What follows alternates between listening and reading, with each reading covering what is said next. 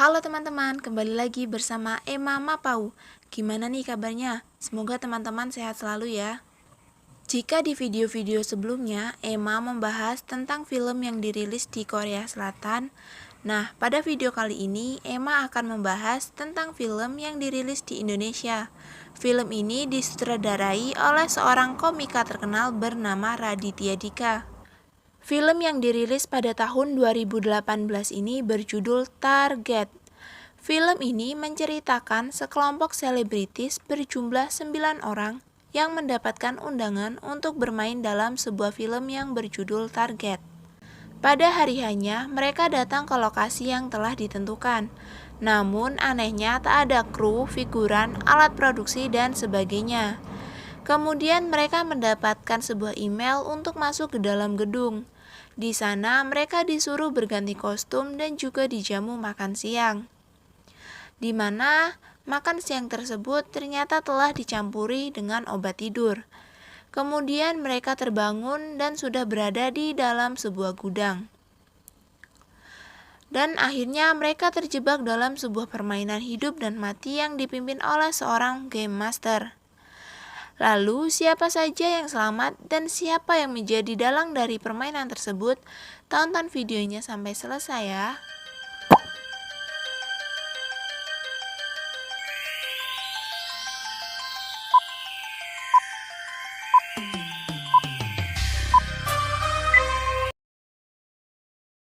Pada awal scene film ini diperlihatkan seorang pasien yang sedang diwawancarai oleh dua orang polisi.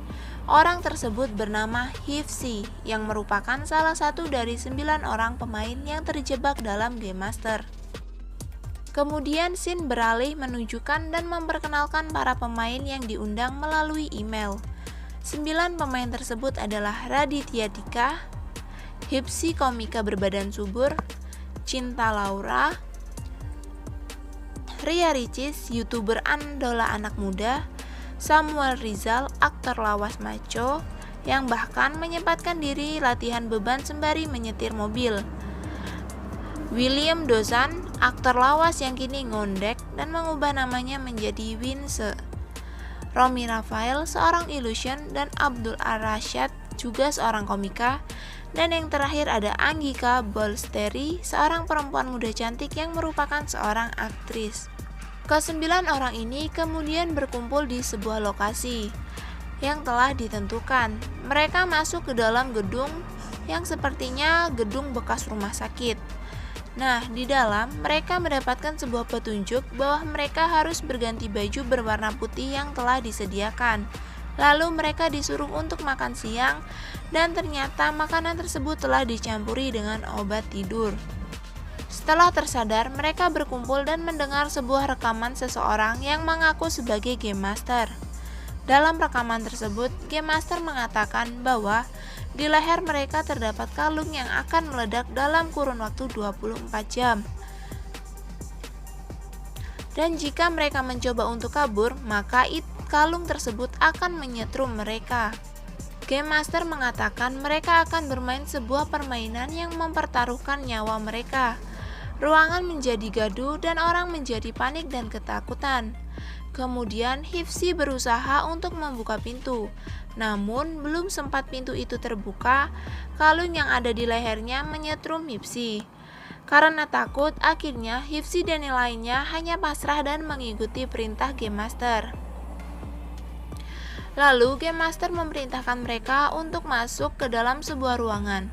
Di sana mereka menemukan sebuah pistol dan Game Master memerintahkan untuk saling menembak. Awalnya tidak ada yang tertembak.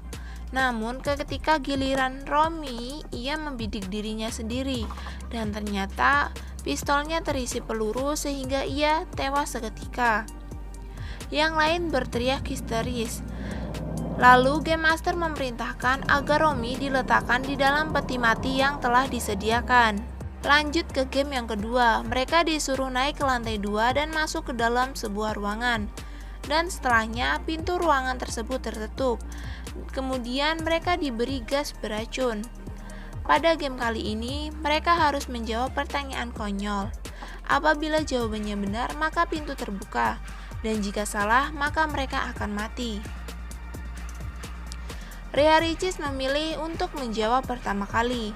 Ternyata jawaban Ria Ricis salah dan ia terjatuh ke bawah dan tewas seketika. Kemudian Raditya Dika mencoba menjawab dan jawabannya juga salah. Ketika ia akan terjatuh, dengan cepat tangannya ditahan oleh Cinta Laura dan akhirnya Raditya Dika pun terselamatkan. Selanjutnya Abdul Arsyad dengan sedikit kesadaran karena terkena gas beracun, ia mencoba untuk menjawabnya dan untungnya jawabannya benar.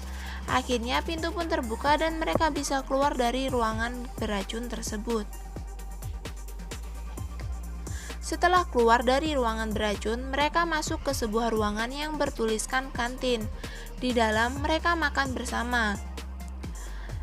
Nah, sedang asing makan terjadi pertikaian antara Samuel dengan Abdul Arsyad, sehingga menyebabkan Hifzi yang berniat melerai mereka tertusuk pisau.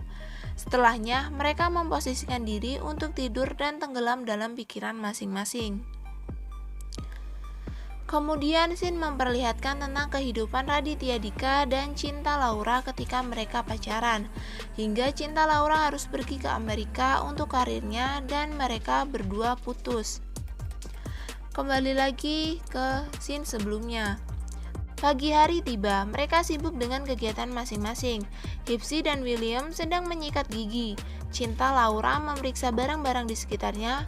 Samuel Rizal sedang berolahraga dan Anggika yang sedang mondar-mandir. Anggika merasa takut dan frustasi. Ia pun memutuskan untuk pergi keluar. Nah, ketika di tengah jalan, dia seperti dihentikan oleh seseorang. Kemudian terdengar teriakan Anggika. Dan ketika peserta lain menuju ke sumber suara, Anggika sudah ditemukan tak bernyawa di dalam lubang.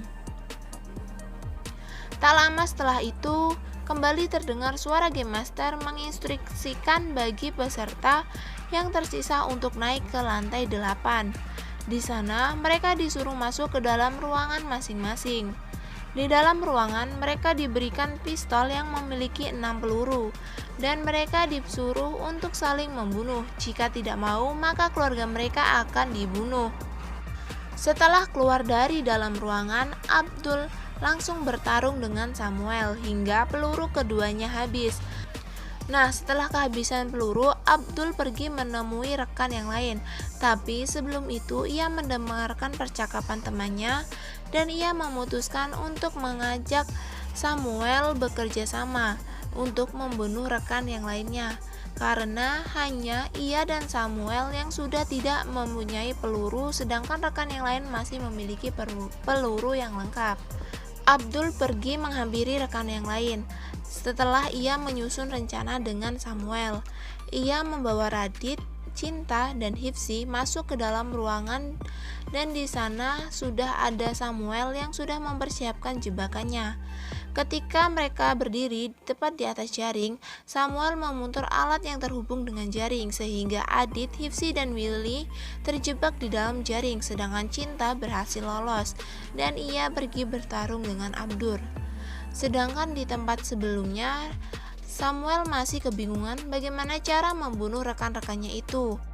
Saat Samuel sedang berpikir, Aditya memberikan wejangan kepada Willy agar Willy berubah seperti dulu, menjadi kuat dan bisa membebaskan mereka dari sana. Willy akhirnya berubah dengan kekuatan, ia merobek jaring dan mereka bisa keluar dari jebakan. Radit dan Hifzi pergi mendatangi Cinta yang sedang bertarung dengan Abdur. Pertarungan keduanya seri, kemudian Radit datang dan menembak Abdur. Sedangkan Willy dan Rizal bertarung menggunakan tangan kosong. Setelah lama bertarung, mereka memilih untuk berdamai dan bekerja sama. Namun, ketika di dekat pintu, mereka dikagetkan oleh seekor tikus dan akhirnya mereka terjatuh di dalam lubang dan tewas. Cinta Laura yang sudah dipenuhi emosi pergi ke lantai paling atas yang ia yakini bahwa Game Master berada di sana. Dan benar saja, di sana ada seseorang yang menggunakan masker sedang duduk menghadap ke layar monitor yang menunjukkan rekam hasil dari CCTV.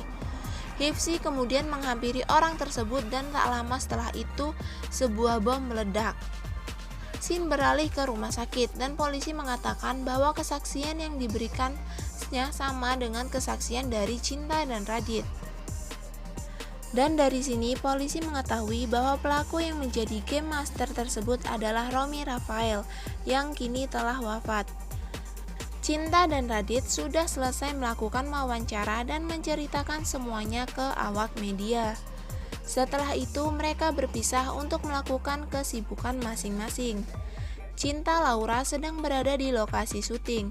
Ketika sedang break, ada seorang wanita yang menghampiri dan wanita tersebut adalah istri Romy.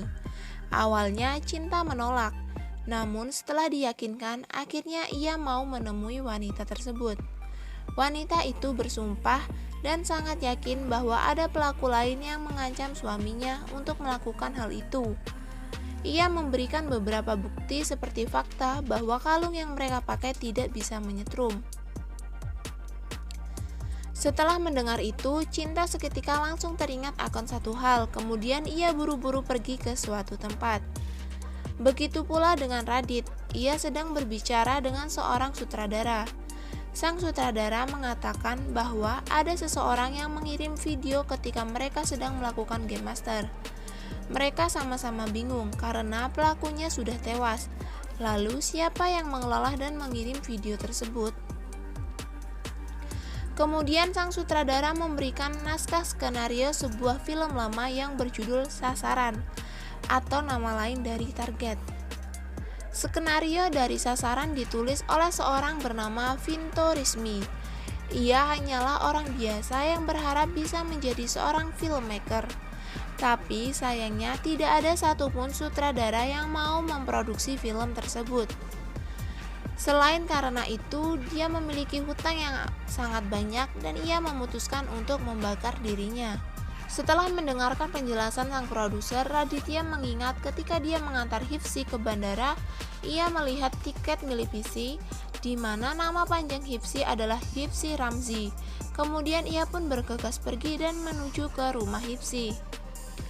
Ketika sampai, ia bertemu dengan Cinta yang juga sedang mencari kebenaran. Karena rumahnya dikunci, mereka memilih untuk merusak pintu.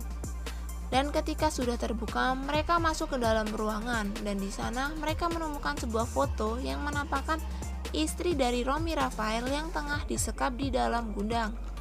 Setelah itu mereka pun lapor kepada pihak yang berwajib.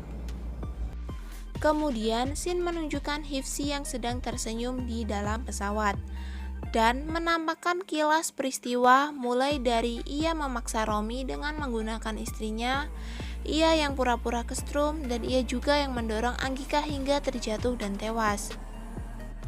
Di sini ia mengatakan bahwa ia telah memilih orang-orang yang tepat, orang-orang yang menurutnya hanya menjadi sampah masyarakat. Ia melakukan ini sebagai bentuk balas dendam karena ayahnya yang meninggal. Ia ingin menjadi apa yang menjadi keinginan ayahnya terwujud. Dan film pun berakhir. Nah, cukup sampai di sini pembahasan film kali ini. Semoga teman-teman suka. Jangan lupa untuk like, komen, dan subscribe. Terima kasih.